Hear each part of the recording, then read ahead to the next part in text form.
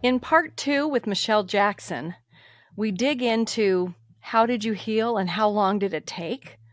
Questions that I get asked a lot, so I put them over to her court to hear her wisdom, having been through molestation, incest, rape, and neglect as a young child of a mother who was only 16.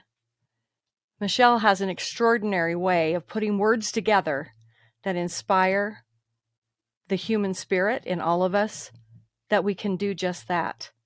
We can heal. We also talk about other questions. How was it when the family heard you speaking out and telling your story?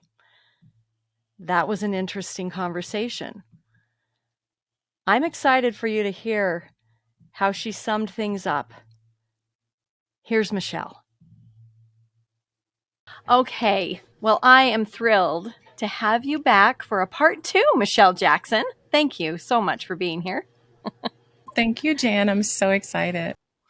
You know, it was such a great interview. You were so honest, and the extent to which you went through so many different kinds of abuses, rape, incest, neglect, so many things that I have had you on my mind. And as I have seen the person that you, and not every day do we have to be in a space of I'm fine, I'm perfectly healed. I don't think that that's a good standard to set for other people, because it is still life, and life is still has its bumps in the road and its potholes and its roller coasters. And I think that my impression of you is that you have done so much work in identifying the basics of healing and putting it into your book, Flipped. I just have thought about those 4 letters, so much. And I would like a little bit more. I get a question all the time, and I don't know how to answer it sometimes, because it's a process. Healing is a process, correct? Yes. And it's work. And it's like anything. You work at it. If you put down maybe you get a little fatigued in the process because you are, examining things and thinking about things, talking about things, writing things, and you can get, healing fatigue or burnout. But you also realize that when you are in that quest, that there is results that do happen. When you look back, you go, oh, okay, this actually, my brain, my thinking, my emotions, my thoughts have shifted.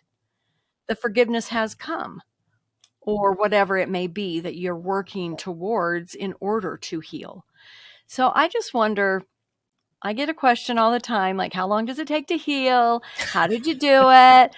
All that stuff. And I thought, I'm going to pose that question to Michelle. Let's get somebody else's insight about that very question.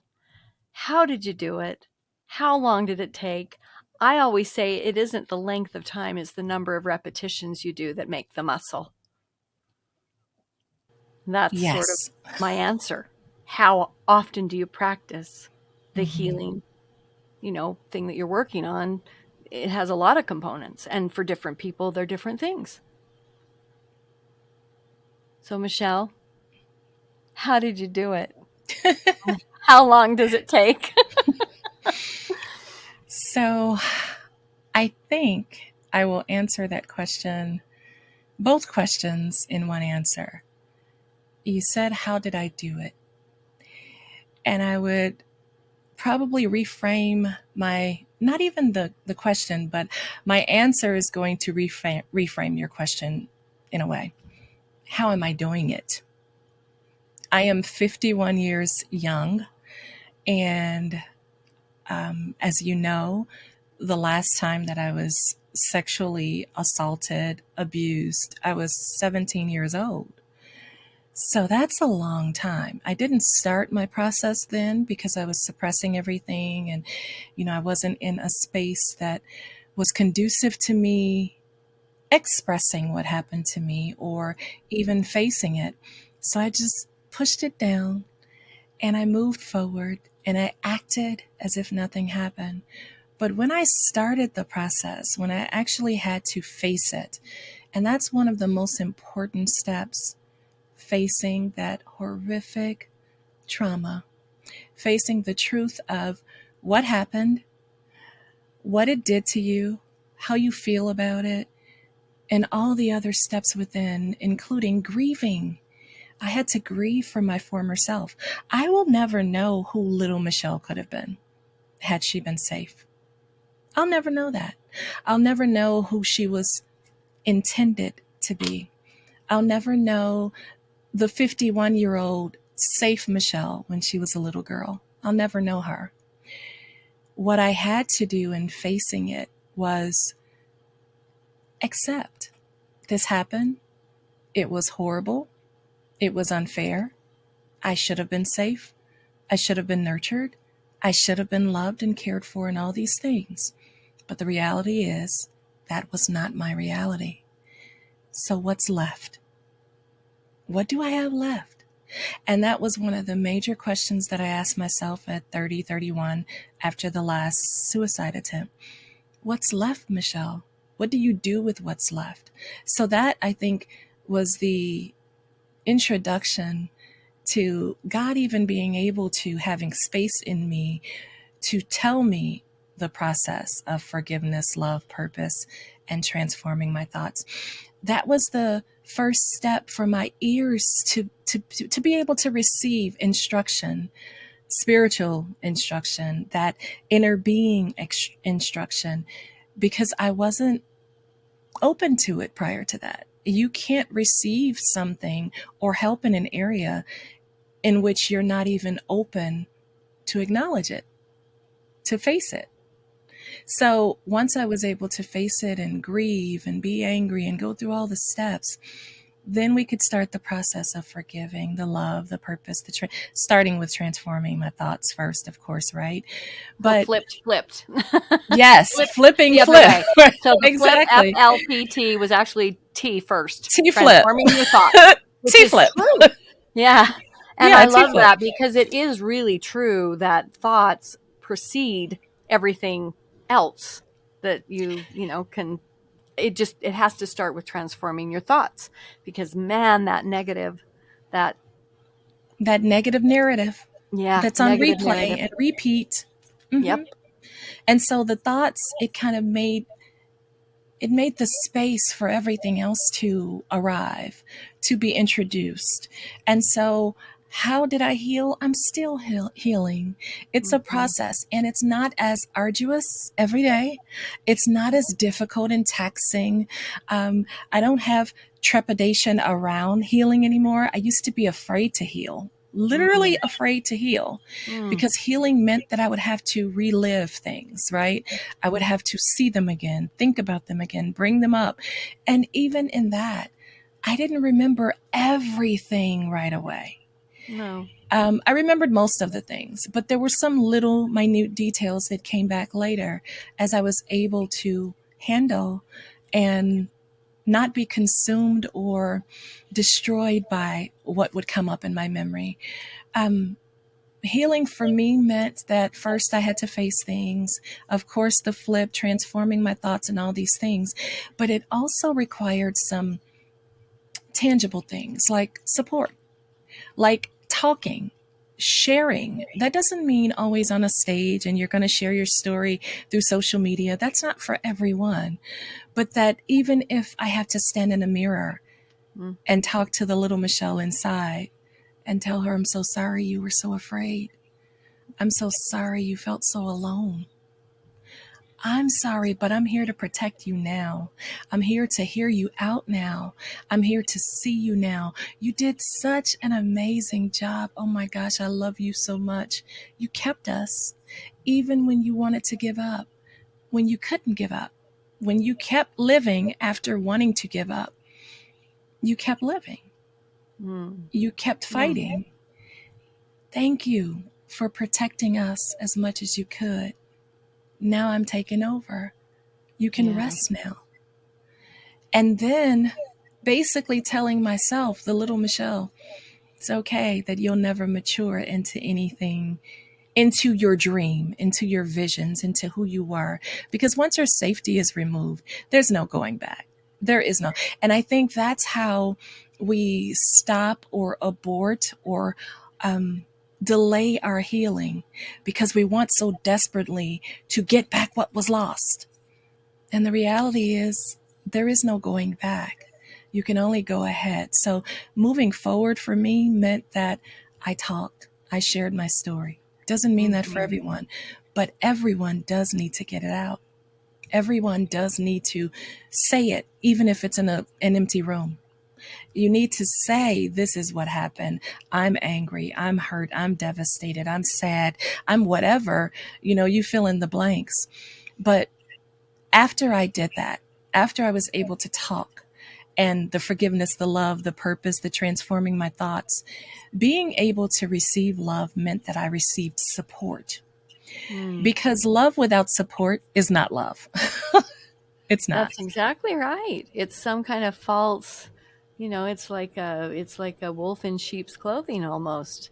Because man, when you have somebody acting as if they love you and then there's no support to back it up, it's so confusing because it isn't actually real love. Because love is an action word. It is. It is an action word. It is a verb. To love means that you are doing something. And I don't want this to be all religious and all these other things, but No, but I I believe always go that. It's back. I always go back to, for God so loved the world that he did something, he that he gave. gave his only begotten son, that he did something. He is our example. So if we Mm. love, we should be doing something. It doesn't mean that we put ourselves last. We can still, put God and ourselves first and all these things and people next. But it does mean that I should be able to look at my life when I'm saying that I'm loved and have physical examples of how people have loved me. Right. I can think back to moments where, because even though I'm not suicidal and I haven't been for a very long time, I had a moment. I had a moment that almost scared me senseless about a year ago. Mm. And it was after, when we talk about healing, ing, anytime you add ing to something, that means that it's a continual process, right? Healed, ed, is past tense. Healing is a continual process. It doesn't mean that you stay at the same position all the time, because I did all this heavy lifting in the beginning, and my lifting is not that heavy now because I have tools and resources and things that I know that work for me, like exercise, walking, journaling. Again, I talked about talking to get it out. Write it out if you can't talk it out. Write it out, write it down. Journaling helped me so much, which is how I ended up with the book. But writing it out, creative things, whether you like to knit or crochet or art, is, some kind of painting or sculpturing, or I do poetry. Again, it's writing, and sometimes I do spoken word, which is poetry spoken out, right? And kind of acted out. So whatever your tool is, that you utilize it when you feel the need. So all of these things help me. Of course, diet, when we talk about depression and all these other things, diet matters. Sunlight matters, right? For vitamin Mm-hmm. D. A lot of Absolutely. things matter. For Mm-hmm. everyone, it might look a little different. For someone, it may be cross country skiing. I mean, we don't know. It could be running. I can't run from here to the corner. Even when I was tiny, I couldn't run, but I love to walk. And I love the sun on my face, and I feel better and different. And I think clearer when I get sunlight. So all of these little things, with an addition of other things that I actually wrote down, Yeah. sharing my story helped. That's not for everyone, but for me, every time I'm able to share my story and know that this horrific past is not to kill me, but it can actually help others. That Mm. helps me heal a little more. But in the beginning, it was a lot of heavy lifting because I didn't know what worked and I had to figure it out. And there was Right. trial and error. And sometimes I shared my story with people who couldn't handle it, people I shouldn't have That was trusted. confusing. That was hard. Yeah, that is hard. That is hard. Now, because I'm such an open book, I don't really care about who hears it, and nothing can be used against me because it's all true. So it's like, okay, yeah, that happened. And, like you can't use it as some kind of tool or weapon against me because it happened and I survived it. And if anything, people should be applauding individuals who share their story as Right. opposed to judging. When I'm sure you've heard these some people say, I can't believe they'd share this. And oh my gosh, did you hear what she said? Why would she tell this? Oh, I would never. Well, if you're the person on the opposite side of the screen feeling that way, thank God that you would never. Thank God you never had to. Thank God you've never had your voice stolen. Thank God you've always felt safe. That's a Right. blessing. It just so happens that most victims, many victims, often victims, feel that their voice is stolen. So now they have to go through the process of reclaiming their voice. For Absolutely. me, My I did first all book this. was Stolen Innocence, and it's really the innocence Wow. of childhood that you're talking about, that you really have to grieve the loss of that I Yes. lost these years, and you can't get them back. You can only move forward. And I too am a big proponent of safeguarding and talking to that inner little, Janny the little, when Mm-hmm. she feels scared or she feels triggered or she feels like she's not enough or she's whatever. And I'm right here to just wrap her up and go, oh, you are, you're everything, you're perfect, go outside and play, I Yes. got this. It's a Yes. really Yes. important skill to learn how to do that, to actually kind of separate that little person who didn't get to have the safety, the love, the nurturing. I got a lot of that in my early years, which you did not. Mm-hmm. But at whatever point your innocence, your voice is stolen, it is something to reclaim, Yes, it to is. find. Yes, it is. And it's important, right? Because it proves to the inner you, the childlike you, when you go back and you acknowledge that person, that child is important. Mm, And how often do we walk around carrying, feeling insignificant, feeling as if the child was disposable? So we do need to talk to that part of us. Now, we don't have to do it every day, right? But right. I remember writing a poem, and again, this was part of my healing. I wrote a poem called What Happened to You? Which is funny because of the book, right? But I Right. wrote it And book years clubbing. ago, Oh, that's years ago. interesting. Yeah. And it was to the little girl. I think it was 2014, 15, somewhere around there where I wrote it. But I realized in that moment that writing helps me get it out, and it helps me see different layers of issues within me that I didn't know I needed more healing in those areas. Mm, Oh, okay. As I'm writing, what happened to you to make you distrust? Oh, wait, that's the truth, right? To make me, I don't trust people that often. It takes a moment. I'm better now. It's not 100%. I still look over my shoulder. I'm yep. still the person, if I'm outside, as I'm walking down the street, just exercising, I'm looking at the ground to watch my shadow, to make sure that no Mm, one's impeding in my shadow, because that part of me that's on high alert in my brain is still, okay, Michelle, you need to be careful. You never mm-hmm, know. It's still hypoactive, right? So mm-hmm. when we say, how long did it take to heal? It's a process, and there will be deeper depths. So I touched on earlier that I thought I was fine, because if you had asked me that question maybe in 2014 or 15, I would have been the first to say, Jan, I'm healed. I have It's done it. over. Presto changeo, I'm good now. I'm restored back to the original intent. Yeah. No. And something had to come up and happen. My father, who was released from prison for bank robbery after 33 years, the date was approaching, and I was going through sleep issues again, and all these little things that used to happen, sleep deprivation and having flashbacks. It was recurring, and I'm like, oh my gosh, no, Mm. no, no, no. And it made me anxious. Like, I can't go down Mhm. that path again You're because pushing of it, the pushing it, unknown. pushing it. Yeah, pushing it away, hoping that it will stay away, but it doesn't. It does not. You can't push it away. You have to go through again. You're going through at a different stage. Father gets released from prison. The father that has raped you multiple times as a young person, the father that's been away and imprisoned for 33 years, that is bound to be what I would call a different stage of your life that is now having to be faced in a different and new way. Exactly.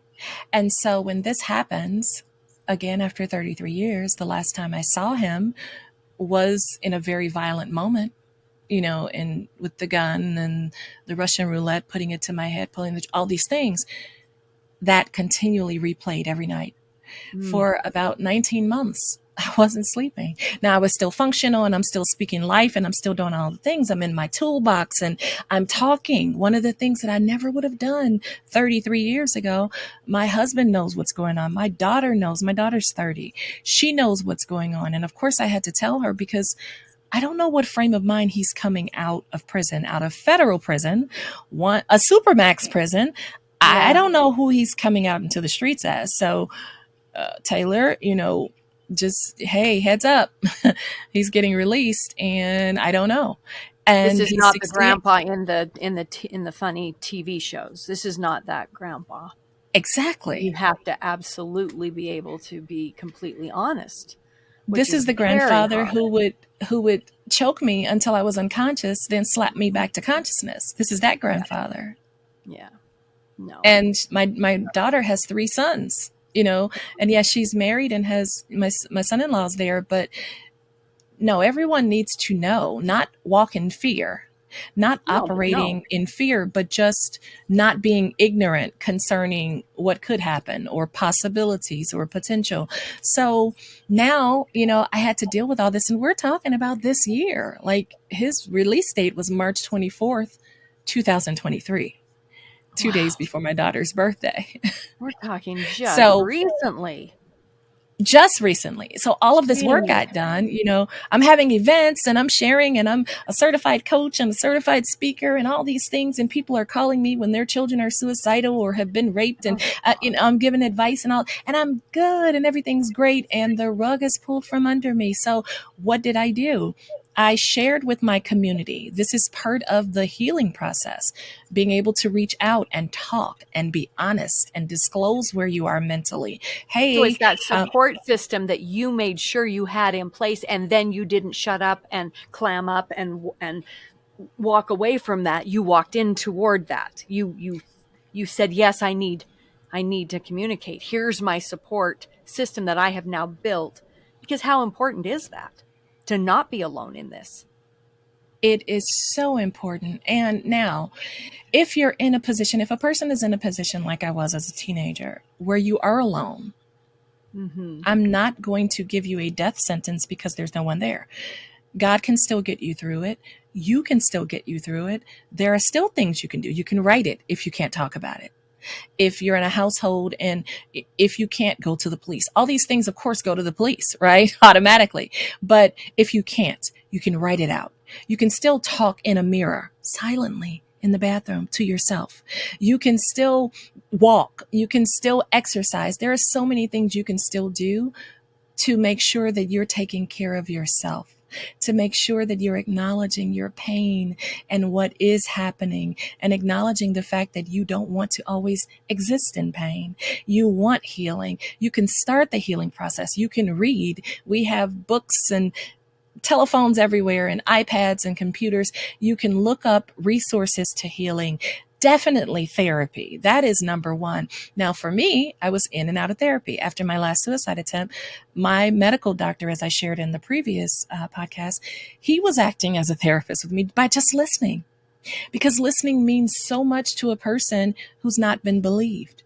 Someone saying, I'm sorry, listening, being that listening ear means so much. And it really can start your healing process. So, of course, therapy, of course, God, if you're religious and you're spiritual and you're a believer. Yes, of course, the Bible, of course, all these things in prayer, all of that. And I utilized all of it. Now, I did see a therapist after my father, well, when I found out about my father getting released in 2021.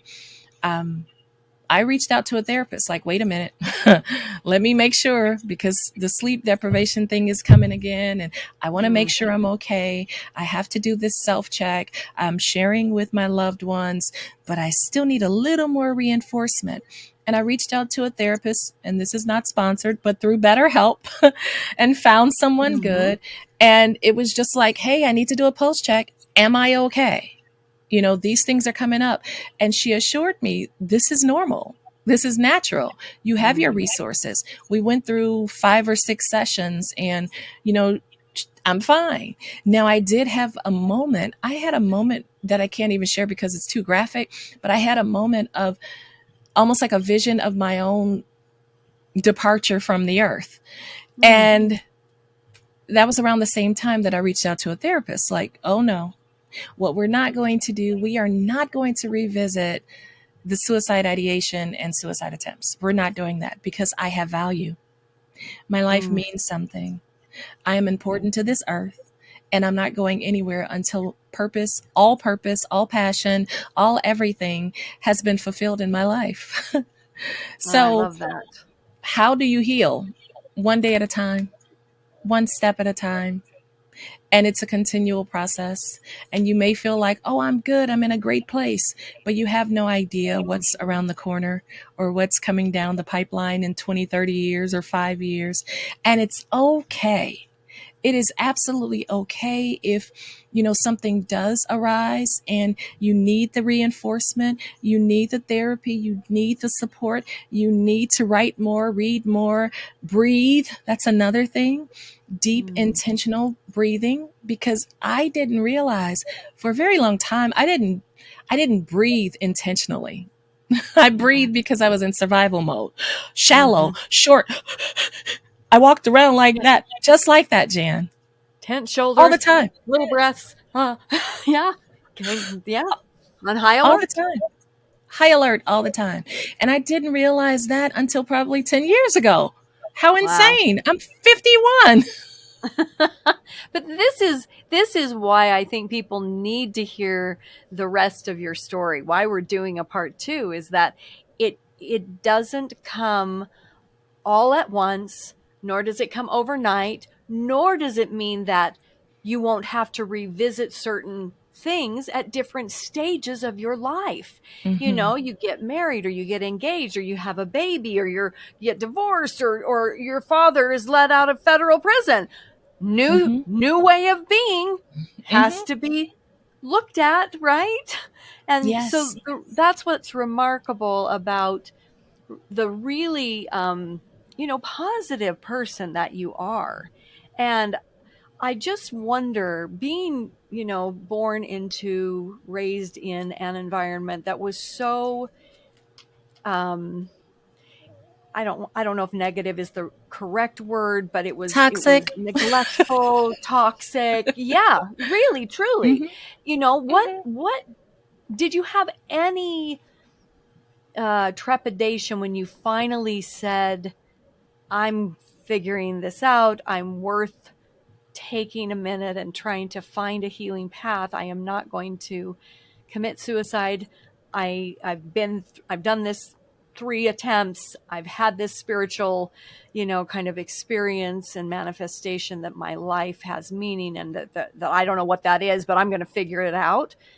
What did your family, any family members, extended family, did you disclose to them? Did you come to them in your early 20s? Did that take years? Did they support you? Did they believe you? Was there what happened? So a lot of things were happening in my early 20s. I had my daughter at 21, 20. I turned 21 the following month after she was Mhm. born. Um, my mother was in an abusive relationship. That's a whole nother story. And that man, She needed to come live with me, my daughter and I was a single mom at this time. Mm. And that man she let in the house after it was this whole, okay, you can live with me, but he cannot come over. She would let him in when I would go to work and all these things. Well, he tried to burn the house down with us in it. That's a whole nother story. Yes. Oh It's my just when I gosh. say multi-layered, multi-layered. So there were a lot of things because often when I share my story, people say, well, it doesn't sound like your mother was doing so much. She was young when she had you. Yes, she partied. Yes, she had a lot of men around, whatever. But that's common when you're finding yourself out. Well, there was a lot of toxic behaviors, again, from my mother's pain. And I don't condemn her to it. She's no longer here, but she had a lot of toxic behaviors because she never addressed her traumas. So there were a lot of things that she exposed me to, and my life was in danger a couple of times because of my mother. And so So in what my would you say 20s, to a young I want to hear the rest of your mhm, what you mhm, the question. I'm sorry, I didn't let you of course, finish no the worries. answer.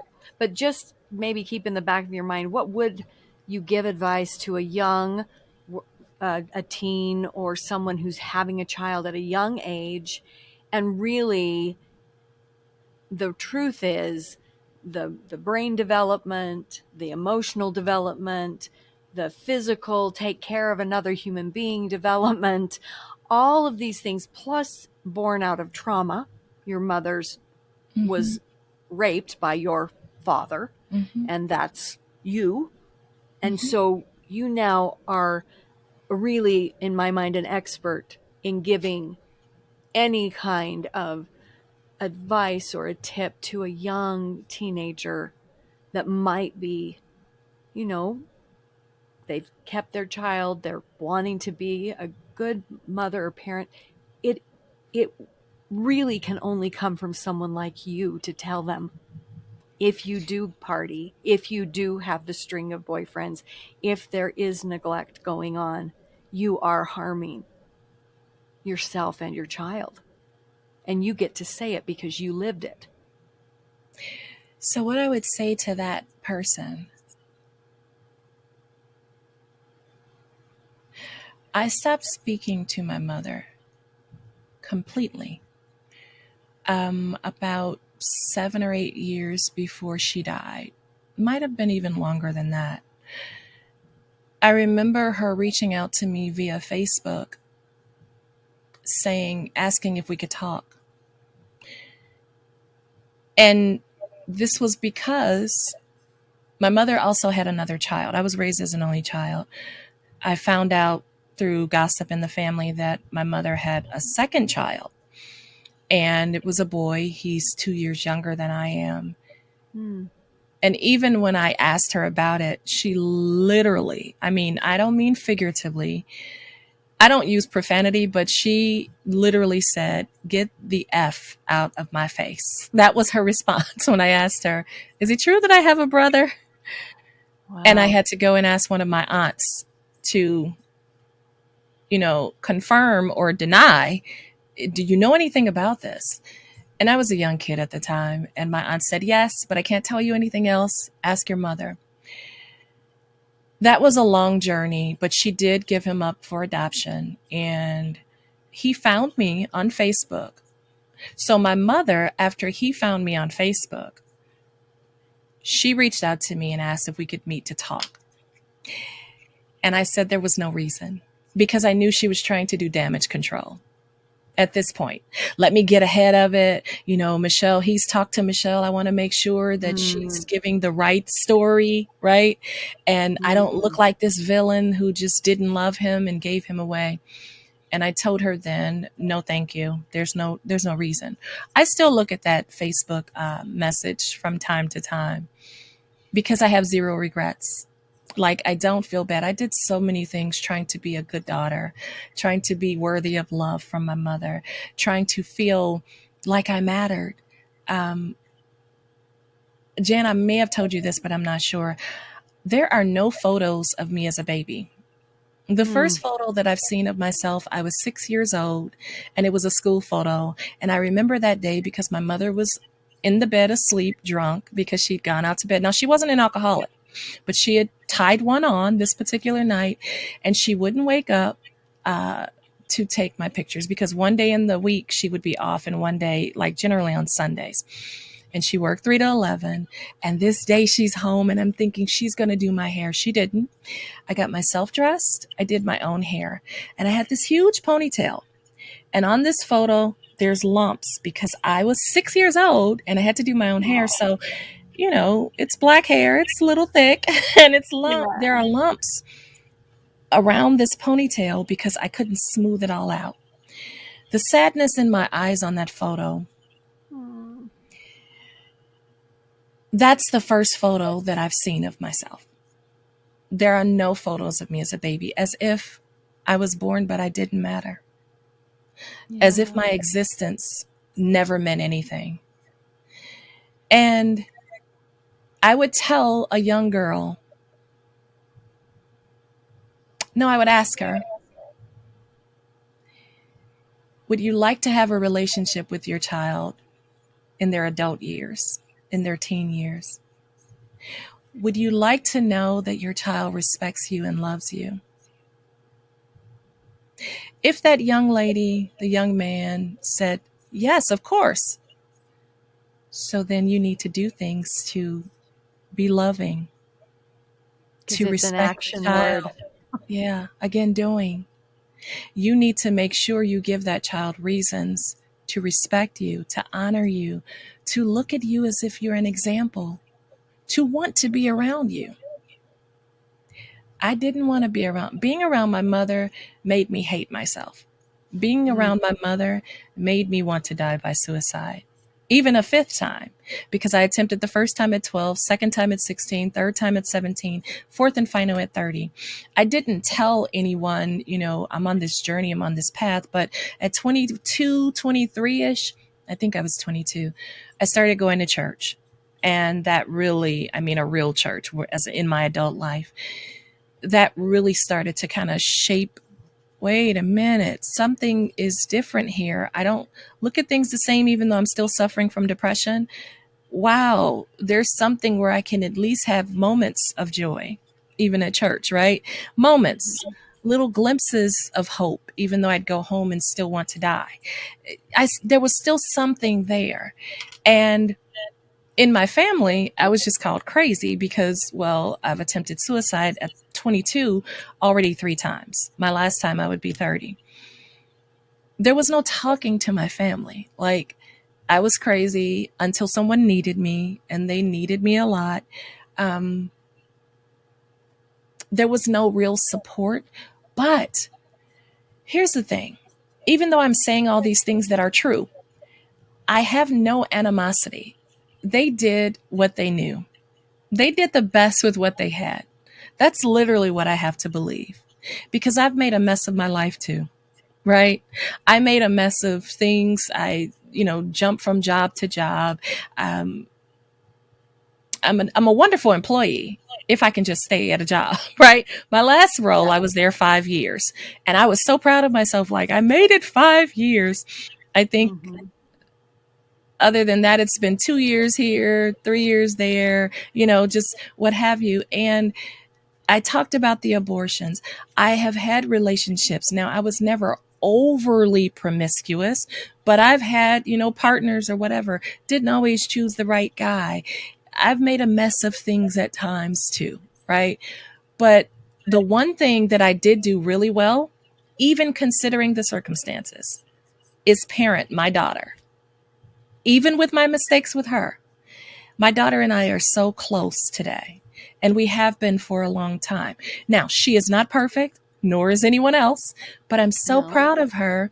And there have been so many conversations where she's like, Mommy, I have no clue. Yes, she still calls me Mommy at 30 years old, but Mommy, I have no clue how you did what you did with me. I don't know how you did it. And I tell her all the time, of course, I use my mother as the blueprint for what not to do, but I Right. also allowed God to instruct me, that still small voice inside of me, do this, don't do that. And I watched my daughter. What does she Mm. need? So if a parent is partying and drinking and, sexing it up and having, the revolving door of people coming in and out, is that what the child needs? Or is that selfishly what the parent needs? One of the things that I never did with my daughter, men around her, back and forth. Oh, no, no, no, no.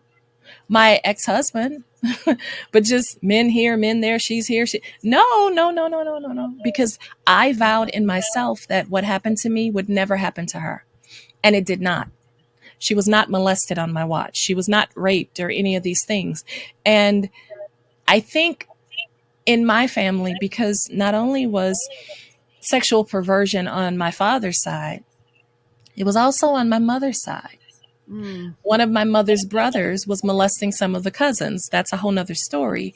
But I think the way that I became I don't want to really say curse breaker, but curse breaker in my But family. yeah, you're like that. You're breaking the chain of that sexual violence and assault and rape and neglect and all of it. You are though, and it is different because you went through those things. I mean, after we read those portions of that book, What Happened to You, you realize how important those first few months are of a baby's life. That's when all those that flood of I found that fascinating in our book Mm-hmm, club reading last night on Thrivivors, the book with Bruce Perry and the conversation with Oprah Winfrey. And mm-hmm, when he said, it would be better for a child to have all of their needs met, to have the touch of skin to skin, and to, when they cry, they get fed or held or changed or whatever in those first few months of life, and then be abused for 12 mm-hmm, years,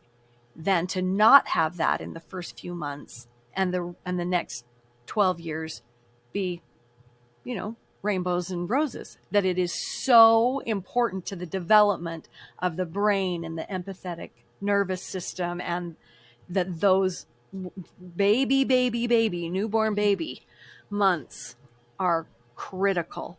I found that so enlightening and interesting. And when you don't have that, it is a struggle.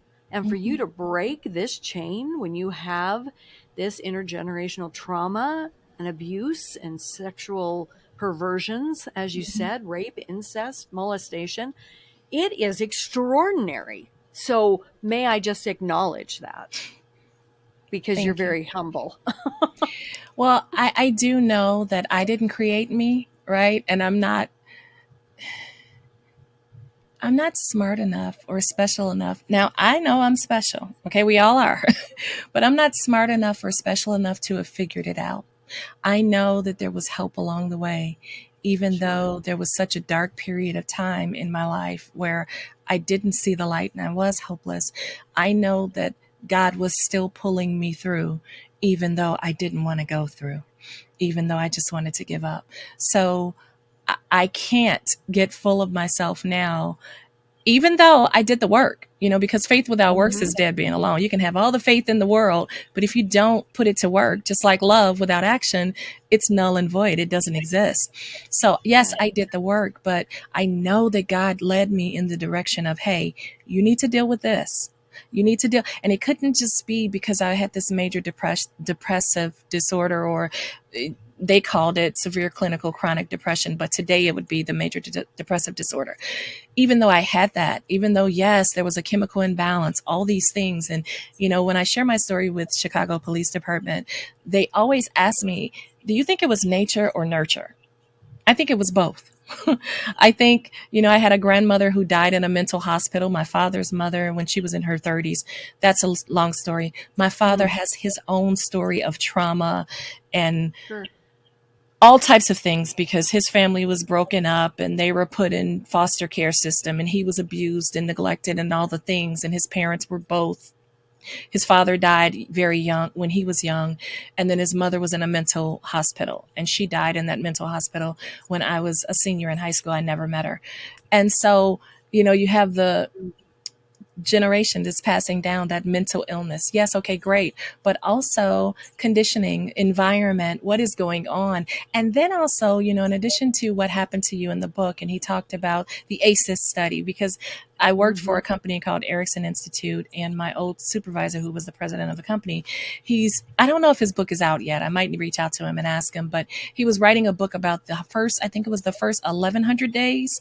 And it was all of his studies, his PhD and all this into the first 1100 days of a child's life. And while I was working at this company, again, I was there 5 years, we created a camaraderie.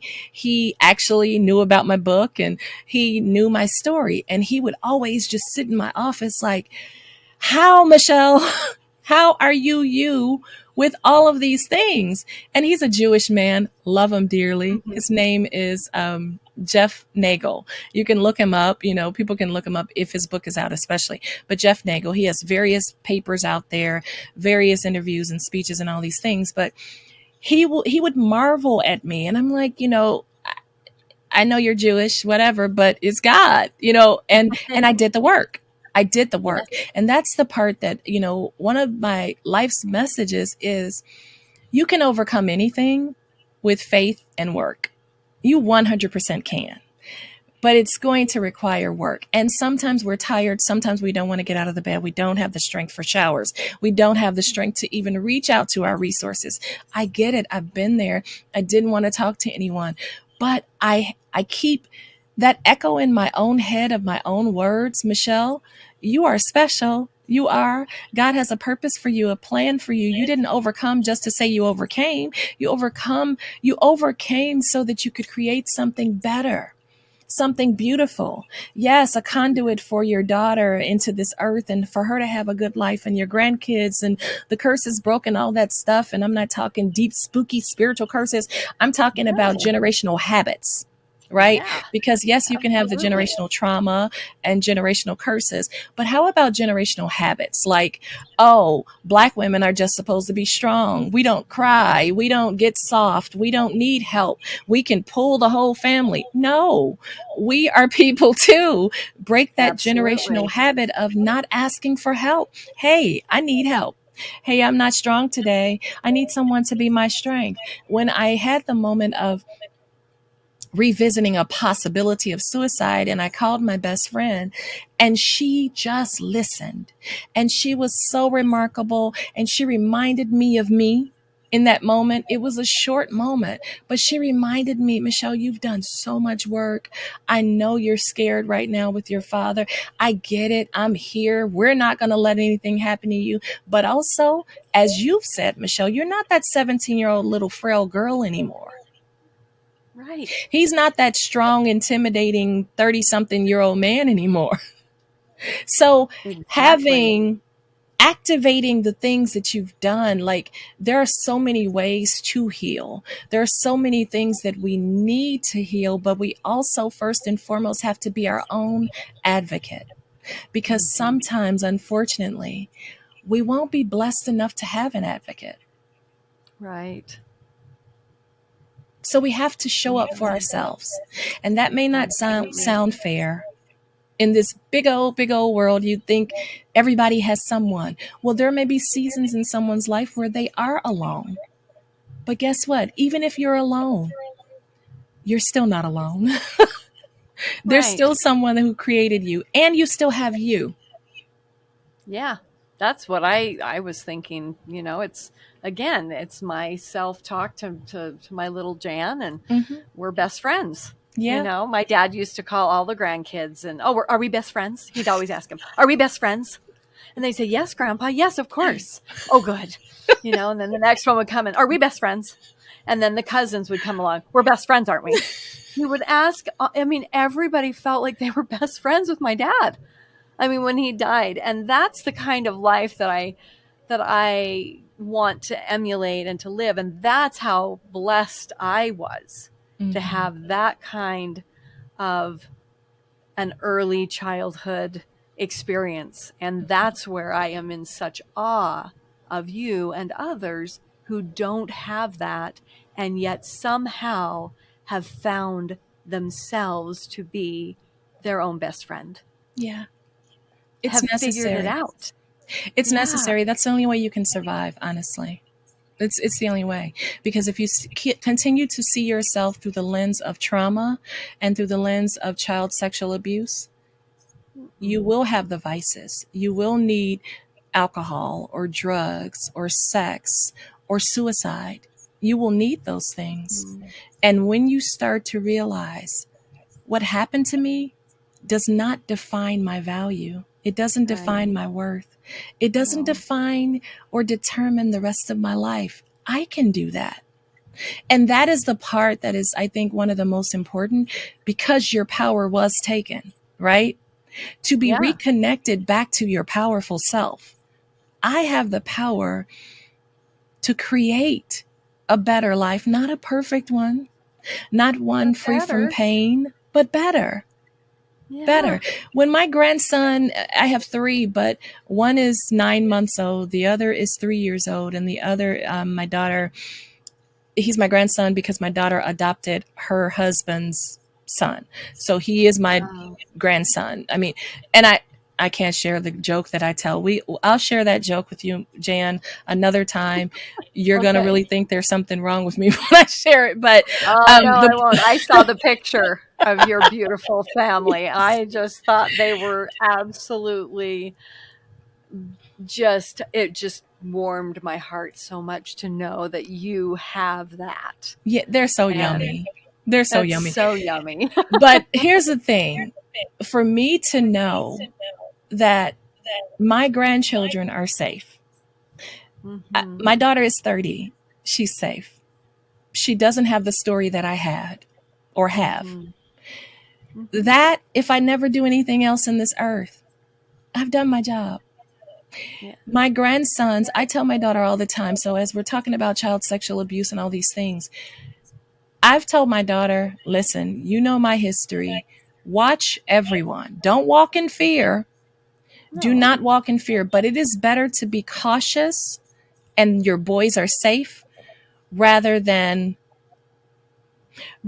being nice and they're not Yeah. safe. Yes. Because we're so busy trying to make sure we don't offend adults, right? Hmm. And people who could victimize our children. I don't want to offend them. What about your children?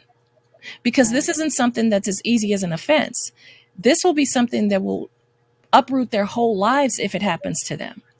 Right. I told her, I don't play the tickling. I'm not tickling my grandkids and all that because I was molested and that was the vehicle at first, tickling. Yeah, but it started. Yeah. It started there. So Hmm. give your children agency. Make sure they know this is my body. My grandchildren know this. If they don't want hugs, when I see them, they live in Ohio. I live in Illinois. When I see them, Hmm. do you want a hug? Is it okay if I hug you? I ask them because it's Yes. their bodies. And I, Hmm. even being their grandmother, I don't have a right to just come here, give me a kiss. They may not want to. And then once you start forcing children, and this is the life that I was raised in, right? Have you didn't have agency over your body, over yourself. You didn't have a right. Children were to be seen and not heard. You didn't have a right to express yourself. You just shut up and took whatever, right? So for me, no, I am empowering them. My daughter already is empowered, but you have a right to tell your Mimi, no, I don't, Mimi, please don't touch me. Now, you don't have a right to be disrespectful, but you do have a right to say, no, thank you, Mimi, I don't want to kiss. And I don't even kiss them. I hug them when they say it's okay.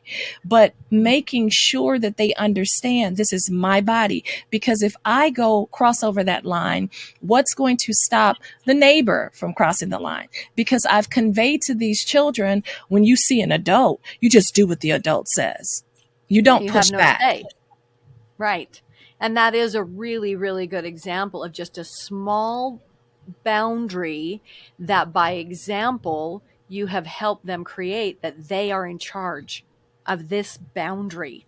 I'm in charge of if I decide that I'm going to give you a hug or let you hug me or not. And those are the empowering things that we can actually do, because people are like, "Oh, how do I protect my children? How do I protect my children?" Well, that's a great example of one way, is to empower them to be able to speak their mind and not be afraid to tell you big, scary, tall people Exactly. how they feel, you know? Exactly. That's the way it is. We And are, also and we don't realize it. teaching your children the appropriate terminology for their body parts. Oh, yes, please. Absolutely. Please. And 100%. If you need to open stand in lines a of mirror, oh, go ahead. Yes. Say, open go ahead. lines of communication, that if something happens, one of the things that I did with my daughter, because I was raised in that very silent, kids are to be seen and not heard, house business is house business, what goes on here stays here, you don't tell the business, even if you're dying inside the house, it doesn't matter. I didn't raise my daughter that way. When I would pick Oh, her up good. from school every day, how was your day, Taylor? I don't care how tired I was, because for a very long time, well, for a few years, I was a single mom. Then I was married. Then I was divorced again and a single mom again. But every day I'd pick her up. How was your day? I don't care how tired I was from working. I don't care what was going on in my mind. I sat, I engaged her on her level, eye to eye. How was your day? What happened in school today? If she told me something happened, well, how did that make you feel? Would you like me to handle it? Would you like to problem solve? How would you like to resolve it? Having conversations with your children. We're in social media where everyone's exposing all of their children to Mhm. everything in order to go viral. And I get it, no judgment. But also have a real relationship with your children that they can express to you. Mommy, I don't want to be on a camera. I don't want to do a video. Yes. Let Ugh. them know that their voices matter. Let them know that when they're tired or they don't like something, and that doesn't mean being disrespectful. I'm not encouraging anyone to allow a child to parent themselves, right? Or make the decisions in the household. What I am saying is that children are little people, and people Mhm. have wills. They have desires within themselves. They sometimes don't Mhm. feel a certain way, or talk to your children, but more importantly, listen when they speak. Yes. Listen. That's really the key.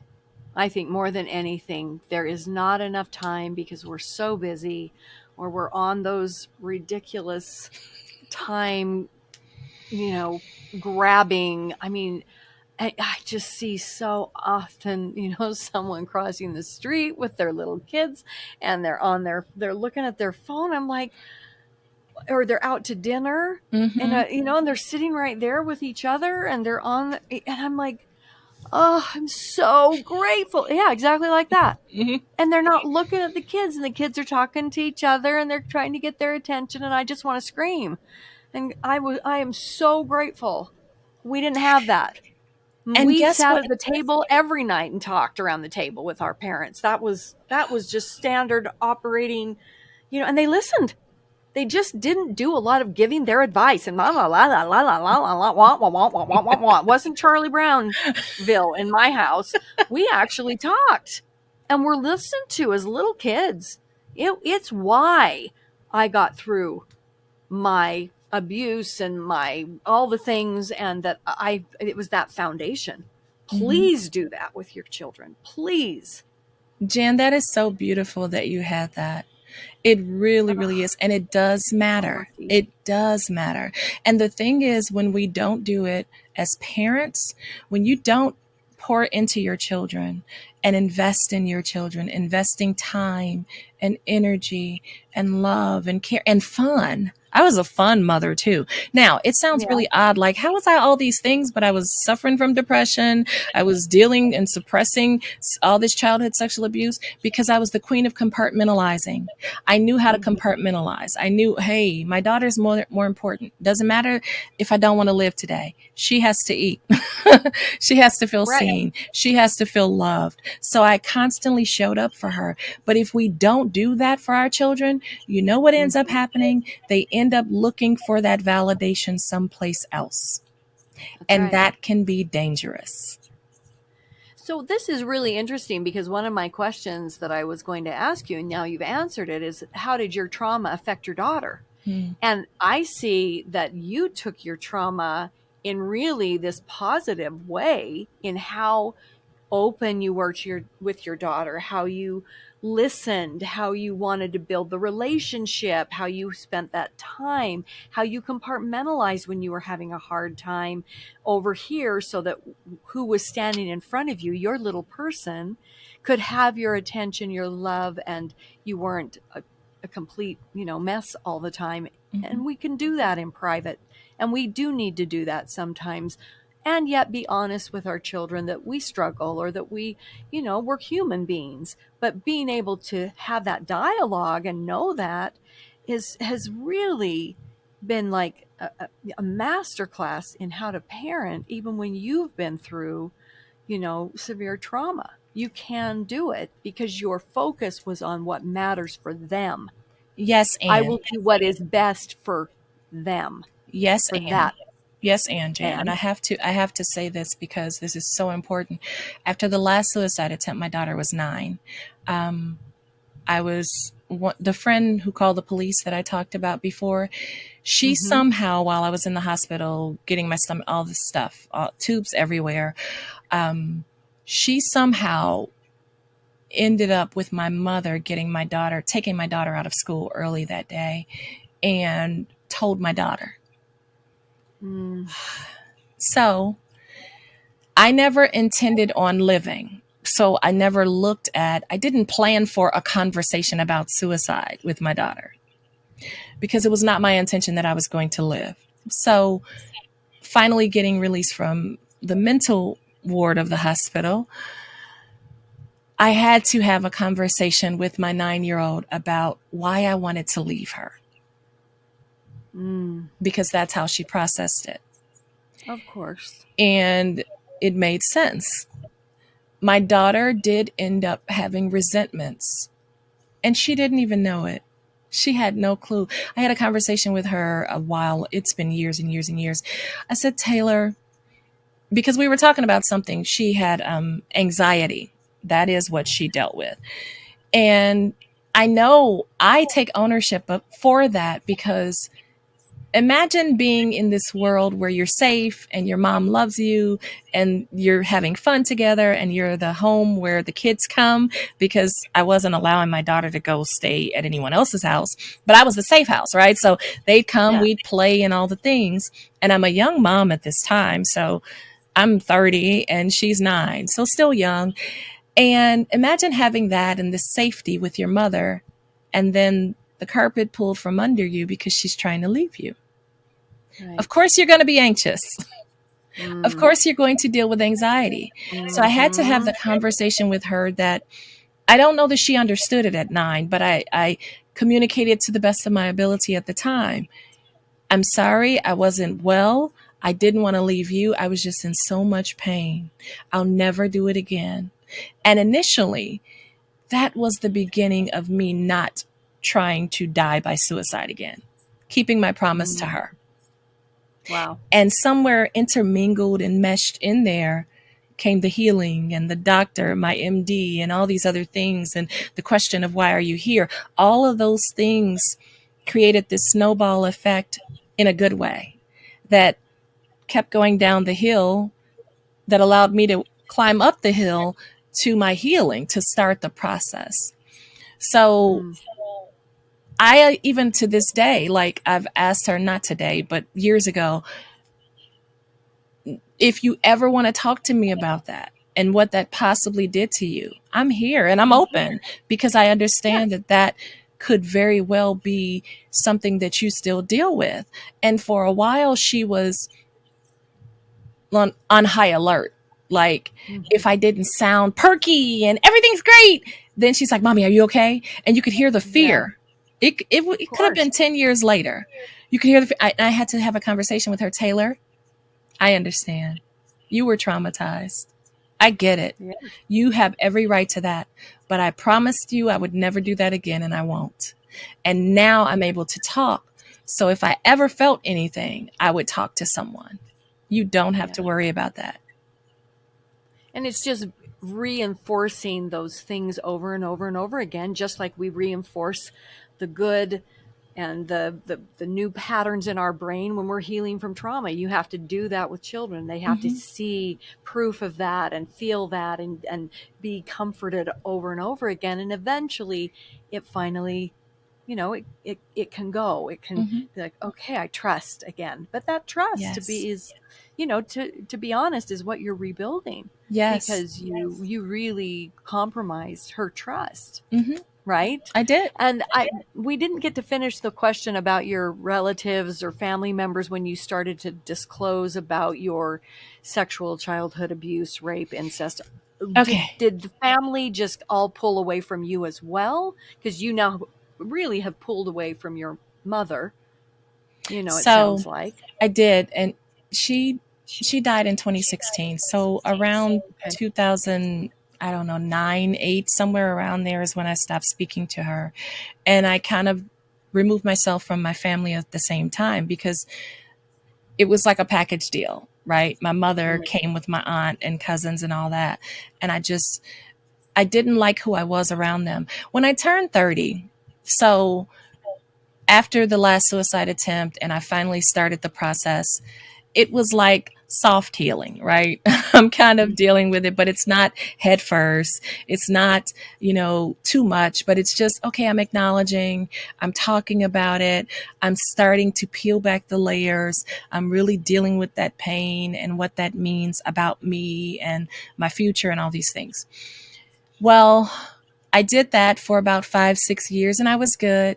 And then my daughter oh my gosh, I can't remember the year, but she was 17. So 13 years ago. Yeah, 17. Mhm. She was 17 and something hit me. Michelle, Taylor's going to be going away to college soon. You don't want to suffer from empty nest syndrome. You might need to figure out what you want to be when you grow up. What did that mean? Yes, I was working and all those things, but I had no hobbies. I wasn't, with anyone, all that stuff. And I said I didn't want to be a mess when she left. So I started, okay, I used to like to write. Let me see if I can find some poetry. So I found poetry. I found an actual spoken word event that happened. Turns out it was a guy I went to high school with. I dove in headfirst with this organization, became the chairperson of the organization. We'd host events and all this stuff. One night when I'm supposed to perform, I write a poem a few weeks before, and it was about the one that I recited to you, It Ain't Over. And that was the first time that I actually openly started talking about, with with an exception of my doctor and my friends, but on social media, on a Mm. stage, that's when it was out there for the world, including Yeah. distant family members. At this point, I'd already walked away from them, but they saw through social media Michelle sharing her story, and things would get back to me. But I was so at peace with my family. My true family is the family that I created. I have Yeah. relatives. I have a lot of relatives, aunts and uncles and cousins and all that stuff. But my true family, the people I lean on and depend on, it's my closest friends. It's my daughter. Those people that I Right. chose. And Yes. so I am, I think, was it? No, it wasn't Kathy. It was one of the ladies talking about the black sheep when she said that. That would be me. And I'm okay with that. I am absolutely fine with that because I'm not who I used to be. I love myself. I understand that I'm worthy of love. I understand that I'm worthy of acceptance. I'm worthy and I'm good enough just as I am. And so one of my boundaries is I will never be in an environment voluntarily where people are treating me as if I don't deserve respect, as if I'm not good enough, and I Hmm. voluntarily show up in that place over and over and over again. That is a boundary for me because that's something that I can't consume. It's toxic for me because of Right. the child sexual abuse and feeling so alienated, isolated, and alone, and as if I didn't matter. That pushes me back too far. So I don't hate anyone. I don't have any animosity towards anyone. One of my cousins was reaching out, and I'll talk to him occasionally. it is what it is, and I'm okay with it. I have forgiven Yeah, everyone for everything, yet I do still have boundaries. And here's the thing, and I have of to say course. this: forgiveness does not always mean reconciliation. No, absolutely. You can forgive someone and go on with your life and never see them again. It Yep. doesn't mean that you reconcile. Now, forgiveness can That's mean what I reconcile. did too. Exactly. I was never going to see him again. I mean, I had to one time in court, but I Hmm. didn't know that was ever going to happen. But I had gone through that process of being able to let him go and to forgive him, knowing full well that he deserved to be in jail and that if I had an opportunity to put him there, I would, Because because that's forgiveness not the also, same thing. and forgiveness does not mean that there's no restitution or that the person Exactly. doesn't need to pay. No, there can be justice Yeah. and forgiveness. God is a just God, right? Both things, absolutely. But people get that confused. They Are you do. saying that you forgave him? Like, it's okay? I'm like, no, what he did was absolutely not okay. Hmm. I forgave him so I could get out of the prison of hate or being held back or giving him my power. I let go so I can move forward and reclaim that power and reclaim who I am, and that he doesn't have control over my next steps in life and my next moves, and that he doesn't have to hold me back. That's not what a loving God or anybody else would want. He wants me to move forward. Yes. Jan, I heard a pastor say, and this was so apropos, unforgiveness is like eating poison and waiting for the other person to die. I've heard that too, and it is really good. It's just really sit with that thought, Everything that my waiting for father the did was other wrong. person to My die. father also has his Yeah, own story of trauma and his issues. right. My mother, she didn't do what I needed. I'll say it that way. I Right. needed her love. I needed to be seen. She couldn't give me that. That was wrong as a parent, right? You should love your child. You Mm-hmm. should be there. All these things. My aunt, my uncle, all these things were wrong. My uncle, I told you, apologized and I forgave him. And I did allow him to be in my life to a certain degree. I did. Mm-hmm. My aunt, she finally apologized after finding out from my uncle that what I said he'd done, and she asked him years later, I was 21, 22 years old. She asked him about it, and he said, yeah, what Michelle said, I did it. She said, why didn't you tell me? Jan, she never asked him. Mm-mm. Never asked him the No, she question. didn't. He said, you never asked me. You just assumed she was lying. Yeah, she And attacked you. that is one of the worst habits that happen often in families, in households, Yeah. automatically assuming that the child is lying. And And you that should does assume just the opposite. just the opposite, because that can do almost as much damage as the actual sexual offense does itself. Yeah. Yeah.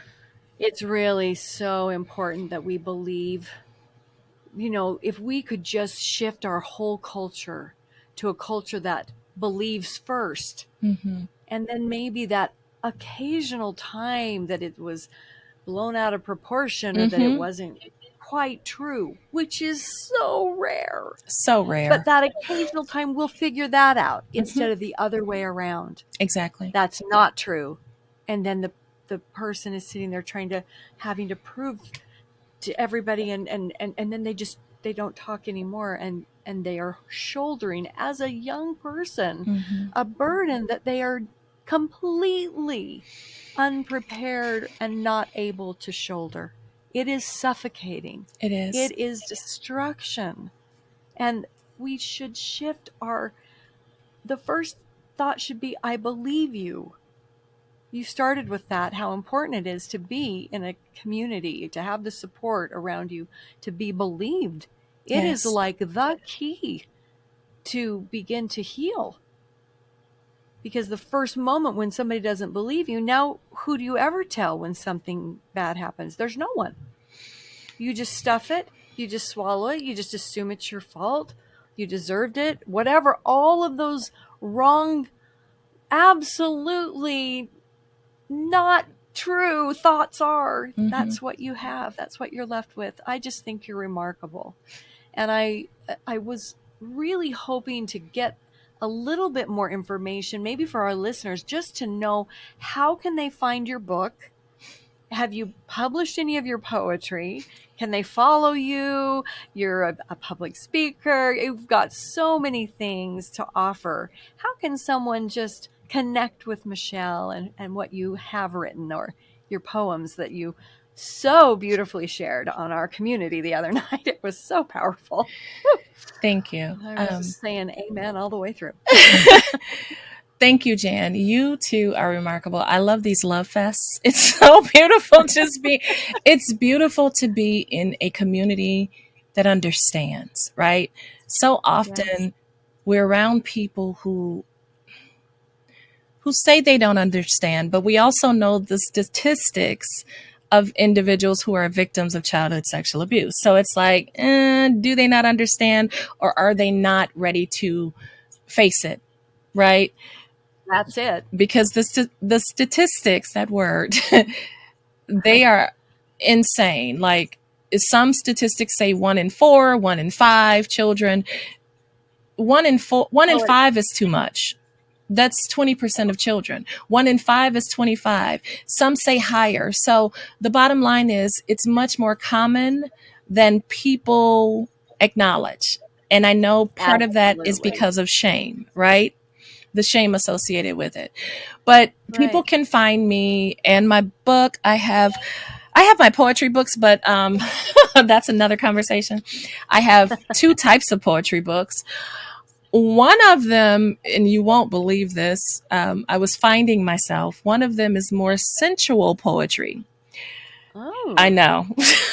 I don't do that Oh. anymore. That was in the beginning when I was figuring out what I wanted to do as it pertained to writing. And then I have another poetry book, but the one that I really recommend that people get if they really want to see, some parts of the flipped, is this book. It's not perfect. It's very flawed.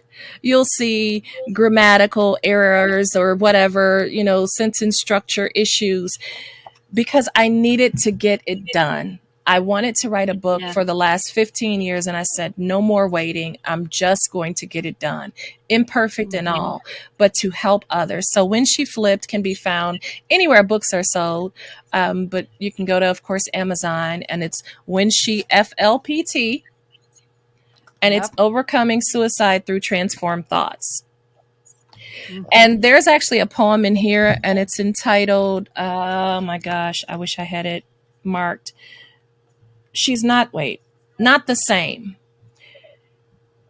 That poem I wrote for the book because it spoke to how we are changed after childhood sexual abuse. And it's called Not the Same, Mhm. and how I identify as a different being now. And that's okay. That is really okay, Mm. because it's up to me, it's up to you to determine. You're the sculpture now. You have this new Mhm. person that you can form into whatever it is that you feel led to do. And of course, for Mhm. me, it's me constantly, I'm constantly praying, God, I want to see what you see when you look at me, not what people see, but what he sees when he looks at me. I want to look in Yeah. the mirror and see that person every day, because if I Mhm. see that person, I will live up to my potential that he has given me, as opposed to being shaped and formed into what people want, because people will pull you in directions. Jan, people will pull you in a direction and in directions that will often suit them. So when we see what the master creator has designed for us, we can walk in the position of executing our boundaries. That's nice. Mm. Thank you. But no, I'm not doing that. And that's Yeah. okay. So people can find me at Coach Michelle Jackson on social media, and also Out of My Shell. I know that sounds really weird. When my daughter was much younger, she bought me this necklace, and it's a shell. It's a seashell. Yeah. And she said, Mommy, do you get it? And I wear it every day. she said, this is after I started with poetry and shared my story. She said, you're starting to come out of your shell.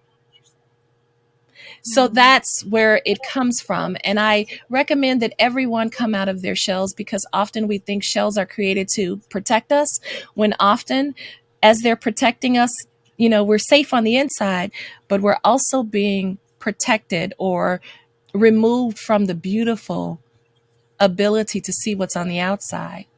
Sometimes when we're Yes. in that shell, in that box, we're no longer experiencing the beauty on what's outside of the shell, and that's life. So I've come out of my shell, and that is spelled Outta, and my name, Michelle, out of my shell. And I'm on Instagram as out of my shell. I'm on YouTube. I have some videos out there. I do breathing and meditation, which I need to get back to that. But speaking engagement, same thing, Coach Michelle Jackson on Facebook. You can always DM me, reach out to me. And I'm here to support as much as possible. I thank you, Jan. I appreciate you. I Oh, hope we covered and captured everything. I am so very grateful for you and your platform and your heart to serve others with all of the amazing things you've overcome. I salute you. I thank you. And I honor you. I hope you always feel seen and loved and appreciated and honored. And I hope you know thank how you. important your story is. I think you know that already, but it's changing Yeah. lives. It's funny though, you don't necessarily know that in the beginning. You just it's revealed Yeah. almost, as you go along and you think, oh, maybe somebody could learn something from this and I should share it. I need to talk about it. And, and you, I never could have imagined I would be at this place with my own story and even, kind of writing the rest of the story. Mm-hmm. There's kind of two sides to that, to the way that most stories go. You're the one that has the trial and you're hunted and it's like that, and then the other half of the story is about becoming the hunter or the giver or the healer or the something Yeah. that is the two sides. And so it's been interesting to even kind of willingly go on the path without necessarily knowing the end or the outcome, other than I felt like I should share my story. And I continued to do that, not knowing it would go in this way, never knowing that this is where I would be. So thank you for the acknowledgement. I appreciate it. And I do feel seen and heard. And I hope that all of our listeners have someone somewhere in their life that is seeing them, hearing them, and believing them. And if you don't, you are always invited to come to our Thrivivors community, where you are definitely believed. And of course, listening to the podcast and hearing these marvelous individuals like you, Michelle, is incredibly helpful for others who are surviving or others who want to help the loved Yes. one in their life who has gone through something like this, and to avoid it and to prevent it, and to know what to do when you find out. You've really opened the conversation today. Thank you so much for being here. Thank you, Jan.